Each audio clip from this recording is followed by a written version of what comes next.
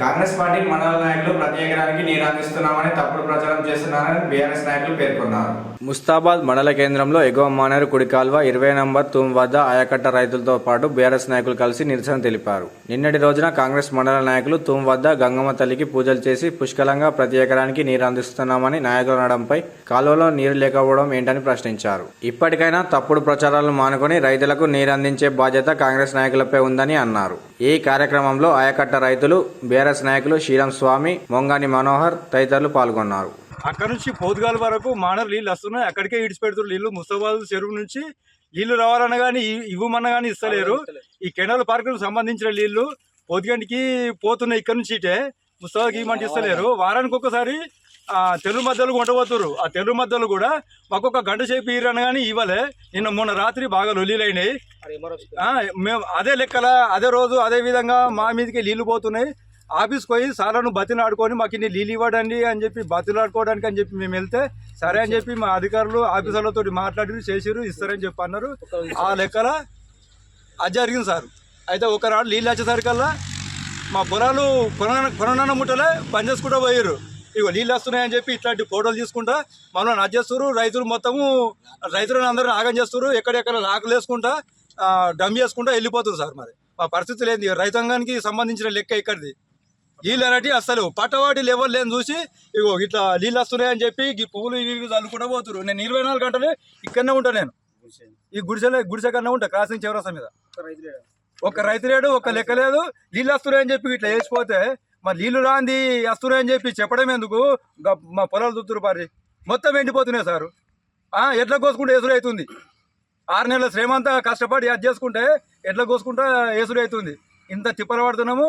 దీన్ని గ్రహించుకొని దృష్టిలో పెట్టుకొని మాకు నీళ్ళు ఇవ్వాలని మేము కోరుతున్నాం సార్, రైతులందరం కలిసి. కాశీంకాడి తూము వరకు ఎప్పుడు కానీ చెరువు ముస్తాబాద్ చెరువు నిండి నుంచి కాలం ఎప్పుడు ఎండిపోలేదు. ఈ తాపంతా అద్మానం ఎప్పుడు లేదు. ఒక్కనాడన్నా నాటేసి నుంచి దున్ని నుంచి ఒక్క నీళ్ళు ఒక్క పొట్టు వాళ్ళే ఏమైనా గీడికి అడవర నీళ్ళు గీ తుమ్మన్న బతుకుంది.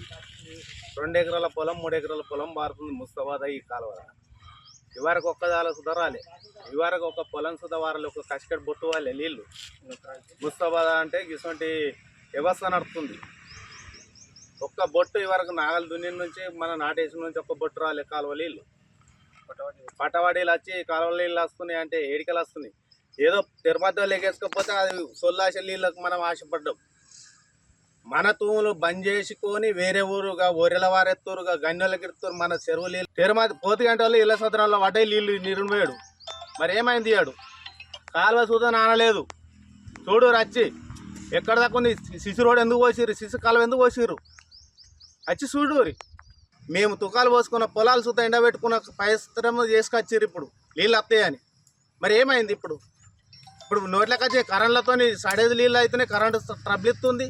దానివల్ల కొన్ని నీళ్ళు ఇస్తేనేమో దానికి వీటికి సోపత అయితే అంటే అట్లా సుత్తిత్తలేరు.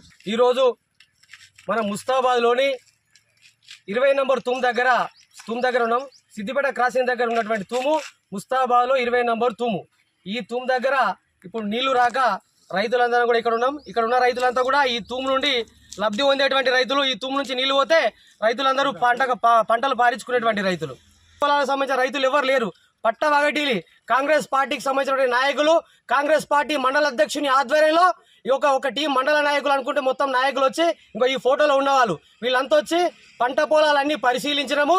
పట్టవాగటీలు వచ్చి పంట పొలాలన్నీ పచ్చగా ఉన్నాయి, రైతులందరికీ మంచిగా నీళ్ళు ఇస్తున్నాము, కెనాల్ పారకం చివరి ఆయకట్టు వరకు కూడా అందరికీ నీళ్ళు ఇస్తున్నాం అని చెప్పి ప్రగల్భాలు శుద్ధ అబద్ధాలు మాట్లాడారు.